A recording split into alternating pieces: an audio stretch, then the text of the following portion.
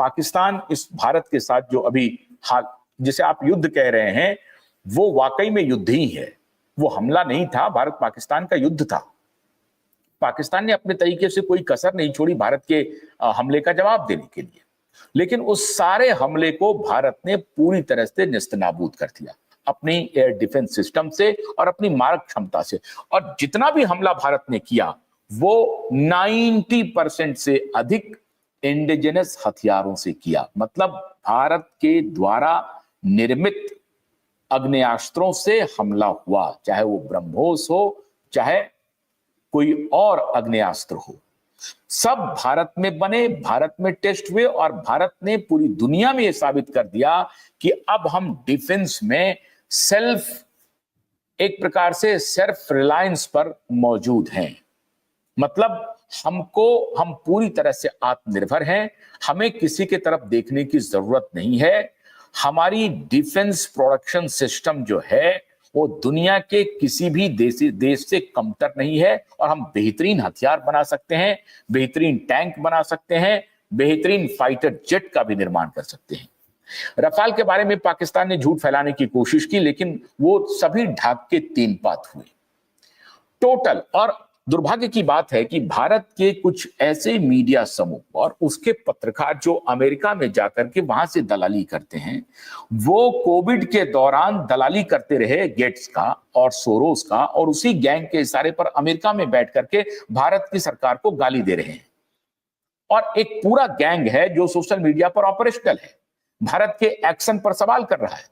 Congress party के नेता Shashi Tharoor, Congress party के नेता पी चिदंबरम भारत सरकार की सराहना कर रहे हैं, कह रहे हैं कि भारत सरकार ने बहुत ही शानदार स्ट्राइक किया, जिससे बदला लेना था बदला लिया, आतंकवादी के कैंप को ध्वस्त किया और कुछ एयर सिस्टम पर भी इन्होंने हमले किए। तो एक प्रोपोर्शनेटली बहुत तगड़ा डैमेज पाकिस्तान को हुआ। और ये बात हम आप नहीं कह रहे हैं, ये बात कांग्रेस पार्टी के नेता चिदंबरम साहब कह रहे हैं, कांग्रेस पार्टी के नेता शशि थरूर साहब कह रहे हैं। शशि थरूर साहब अल अरबिया चैनल को जो उन्होंने इंटरव्यू दिया है, ऐसा लग रहा था कि शशि थरूर भारतीय जनता पार्टी के स्पोक्स पर्सन हो, सरकार के स्पोक्स पर्सन हो। यह बात होती है जब अपोजिशन के नेता देश के हित को पहले रखता है, राजनीतिक हित को पीछे रखता है। लेकिन दुर्भाग्य देखिए, इन दोनों नेताओं की खिंचाई हुई अभी जो पोस्ट अटैक जो बैठक हुई है कांग्रेस पार्टी की, बीजेपी की भी बैठक हुई लेकिन कांग्रेस पार्टी की भी बैठक हुई। इस पोस्ट अटैक में कांग्रेस पार्टी के नेताओं ने अपने ही इन दोनों नेताओं की पूरी तरह से मजम्मत की, इनकी खिल्ली उड़ाई, इनकी आलोचना की और इनके खिलाफ जो कांग्रेस के जो गुंडा ट्रोल आर्मी है उनकी जमात इनके खिलाफ पड़ गई, शशि थरूर और पी चिदंबरम के खिलाफ। क्यों? क्योंकि वो भारत सरकार के साथ खड़े रहे। उन्होंने कहा कि भारत सरकार ने बहुत शानदार काम किया है, सीज फायर भी किया और पाकिस्तान को सबक भी सिखाया।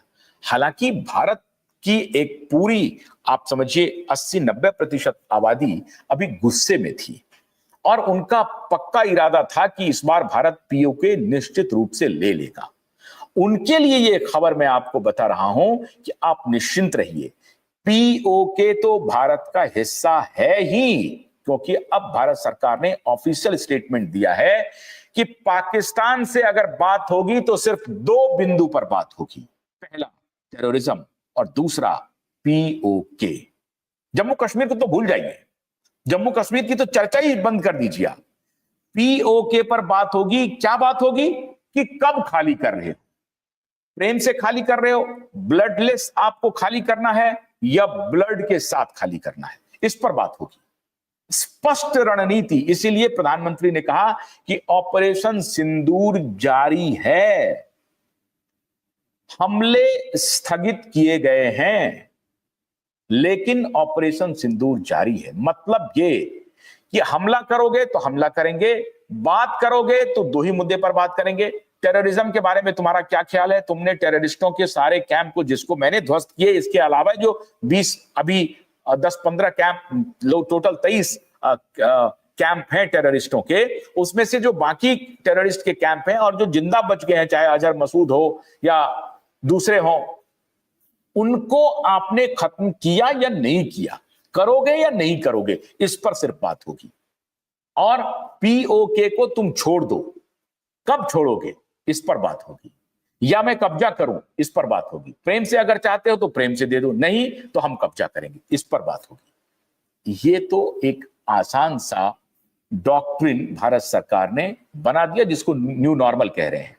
ऑपरेशन सिंदूर का जो न्यू नॉर्मल है वो यही है कि भारत सरकार ने कह दिया कि अब पाकिस्तान से बात होगी तो इन्हीं दो मुद्दों पर बात होगी। पहले होती थी सियाचिन ग्लेशियर पर बात करेंगे, सिंधु जल पर बात करेंगे, कच्छ पर बात करेंगे, क्रिकेट बलूचिस्तान पर बात करेंगे, कश्मीर पर बात करेंगे। ये सब गए आपको तेल लेने के लिए।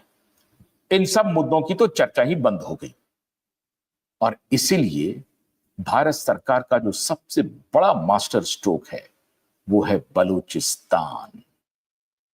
अब भारत को इसमें भारत के अलावा जो दो बड़े स्टेक होल्डर हैं उनके साथ नेगोशिएशन करना है। बस उसका इंतजार कर लीजिए, बस उन दोनों की सहमति हो जाए, बात बन जाएगी और बलूचिस्तान एक राज्य के रूप में भारत सरकार और भारत उसे मान्यता दे देगा आने वाले दिनों में। अब यह और बात है कि प्रधानमंत्री मोदी वहां के प्रधानमंत्री होते हैं या बलूचिस्तान का कोई व्यक्ति वहां का प्रधानमंत्री होता है। बलूच यहां तक कह रहे हैं कि मोदी को हम देश के प्रधानमंत्री के रूप में स्वीकार कर चुके हैं और उनको बस खाली मान्यता दे देना है कि यह उनका स्टेट है। इससे बड़ी बात कुछ नहीं हो सकती है मित्रों। लेकिन भारत के लिए तलवार के ढाल पर चलने जैसा है। सबसे पहले भारत को निगोशिएशन करना है चाइना से।